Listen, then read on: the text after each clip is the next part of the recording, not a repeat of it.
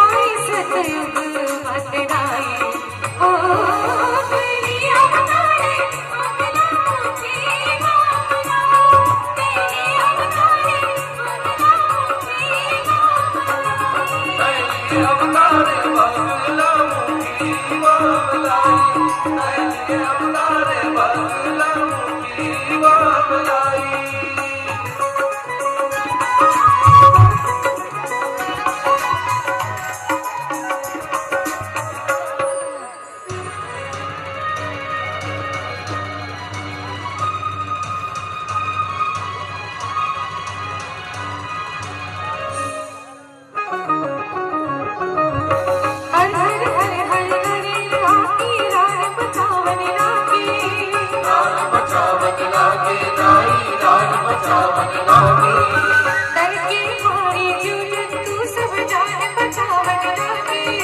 जान बचावन लागे दाई जान बचावन लागे अलहनी कैसन आगे बिसजो जी गुनन लागे अलहनी कैसन आगे बिसजो जी गुनन लागे देख के जग कर लाई ओ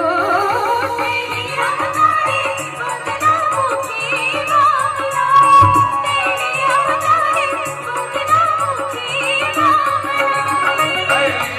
अवतारे मंगला मुखी मामलाई अवतारे मंगला मुखी मामलाई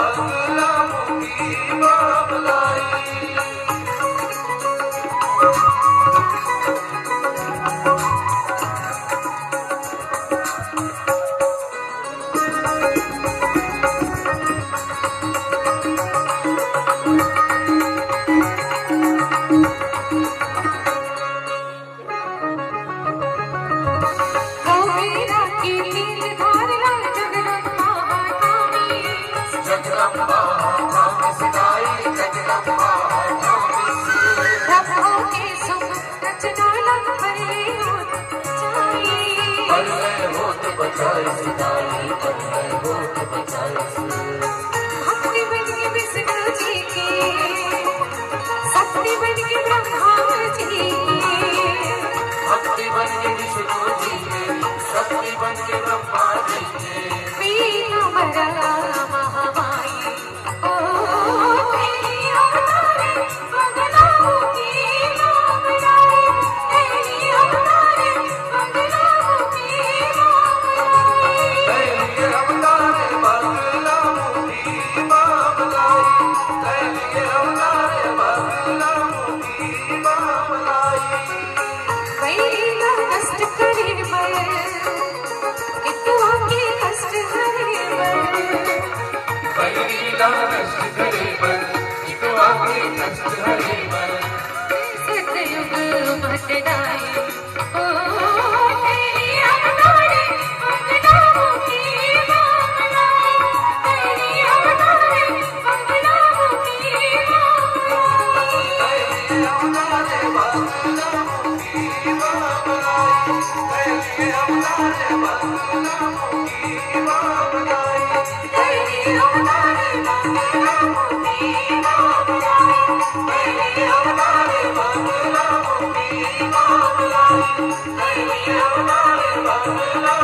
नाम लाई, नैनी